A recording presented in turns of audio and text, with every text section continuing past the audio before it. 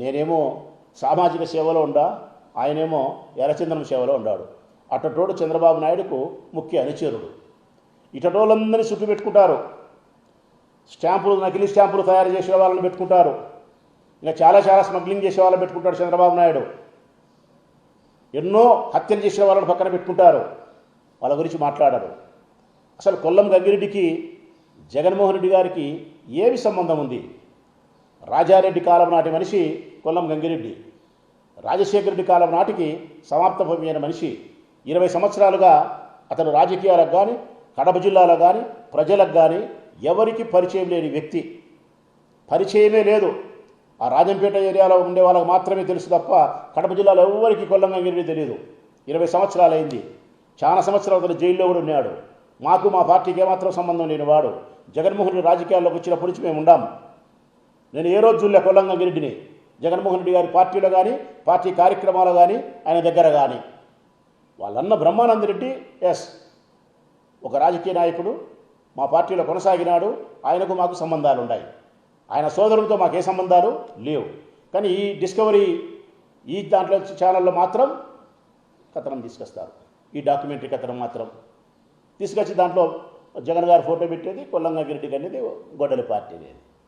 మళ్ళీ ఆమె మాట్లాడుతుంది ఎమ్మెల్సీ.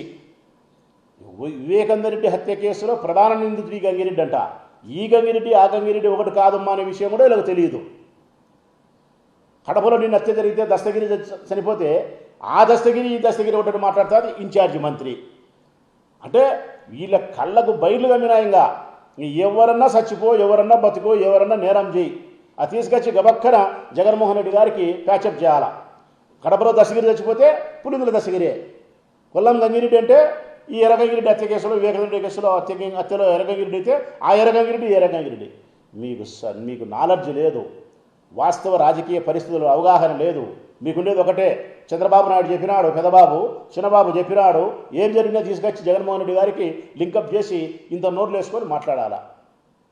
దీనివలన ప్రజలలో మీరు ఎంత అప్రతిష్ట పాలైపోతున్నారు, ఎంత మీరు అసహ్యపరమైన పరిస్థితులకు పోతున్నారో మీరు అర్థం చేసుకునే పరిస్థితుల్లో లేరు మీరు. అసలు వాస్తవానికి నిజాయితీగా మాట్లాడాలంటే కదా ఒకసారి ఈనాడు పత్రికలు తిరగవేయండి ప్రజలారా. నేను తిరిగేసిన ఈనాడు పత్రికలు. పురంధేశ్వరి గారి భారతీయ జనతా పార్టీ రాష్ట్ర అధ్యక్షురాలుగా పురంధేశ్వరి గారు కొనసాగిన మన్నటి వరకు భారతీయ జనతా పార్టీలో గంగిరెడ్డి చేరుతున్నాడు. విజయవాడకు కూడా పోయినాడు. ఆయన భార్య కుటుంబ సమేతంగా పోయినాడు. స్వయంగా ఆయన ఈనాడు పేపర్కు ప్రకటన చేసినాడు, నేను భారతీయ జనతా పార్టీలో చేరుతానని చెప్పి. వాళ్ళు భారతీయ జనతా పార్టీ వాళ్ళు కూడా చెప్పినారు. లాస్ట్ మూమెంట్లో ఏదో కారణాల చేత పార్టీలో చేరకపోయిండొచ్చు.